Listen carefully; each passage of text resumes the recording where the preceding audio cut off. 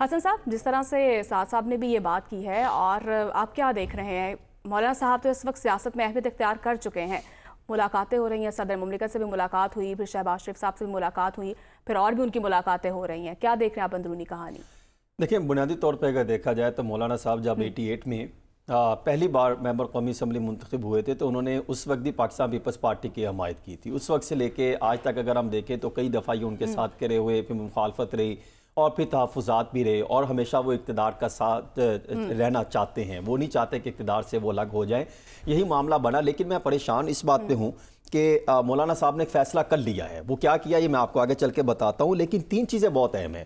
یہ کچھ بیانات ان کے میں نے نکالے کہ اگر آپ دیکھیں 9 مئی کو پشاور جلسہ میں انہوں نے کہا کہ یہ حکومت عوام کی نمائندہ نہیں، ہم عوام کی عزت نفس کا مقدمہ لے کر آئے ہیں. پھر انہوں نے یہ بھی کہا کہ 30 جون کو انہوں نے مطالبہ کیا کہ 8 فروری کے انتخابات کسی صورت قبول نہیں اور 8 فروری کے الیکشن کو مسترد کرتے ہیں. پھر انہوں نے کہا کہ قوم کا ووٹ کا حق لٹایا جائے اور سرنو شفاف انتخابات منعقد کرائے جائیں.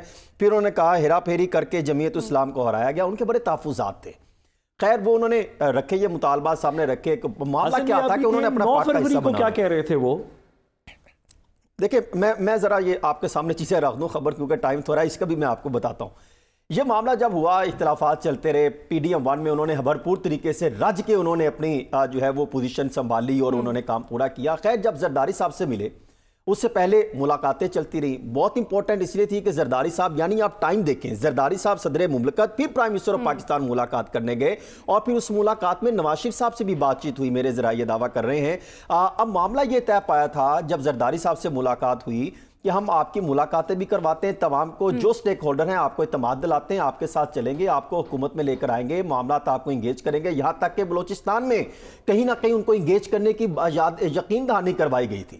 اور انہوں نے یہ، مولانا صاحب نے یہ بات کی اس ٹائم، یہ میٹنگ میں بات کہی تھی کہ ہم PTI کے ساتھ بھی اس طریقے سے نہیں ہم پیش آئیں گے اور نہ آپ کے ساتھ، ہم بیلنس رہیں گے اور تاکہ آپ کو کسی حد تک جہاں پر سپورٹ ملنا چاہے کریں گے. لیکن ضروری ہے کہ آپ کوئی ایسا پلیٹ فارم لے کر آئیں کہ ہم کوئی پوزیشن بنا سکیں. ہاں یہ ریزن ٹھیک ہے، ہم آپ کے ساتھ چلیں گے. وہ پھر کیا ہوا؟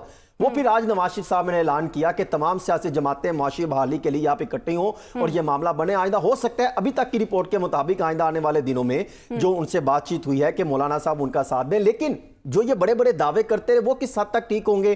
اب رہی بات دوسری کہ کل شہباز شریف صاحب جو ان کے پاس چل کے گئے اور انہوں نے بات کی تو انہوں نے کیا کہا؟ انہوں نے کہا جو اصل جہاں پر مذاکرات ہونے چاہیے، جو بانی PTI بات کرتے ہیں، انہوں نے کہا وہاں سے تو اپروول لے ہیں شہباز شریف صاحب.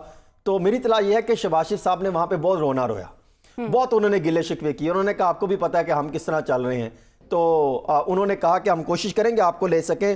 انہوں نے اپنی مجبوریاں سامنے رکھی کہ یہ مجبوری ہے، فلاں پر یہ سیکٹری بیٹھا ہے وہ ہماری بات نہیں مانتا، فلاں کے یہ معاملات ہیں. پنجاب کا انہوں نے، میری اطلاع یہ ہے کہ رونا رویا کہ وہاں پر یہ معاملات ہیں، اس طریقے سے یہ معاملہ سیٹل نہیں ہو پا رہے. مختلف چیزیں چلتی رہیں. تو انہوں نے کہا بالکل بلوچستان میں کیونکہ ہماری اتنی کمانڈ نہیں ہے، وہاں پر پاکستان پیپلز پارٹی کی کمانڈ ہے، ہم آپ کو لے کر آئیں گے. گیو اینڈ ٹیک کی بات کی، کچھ نہ کچھ معاملہ چلے.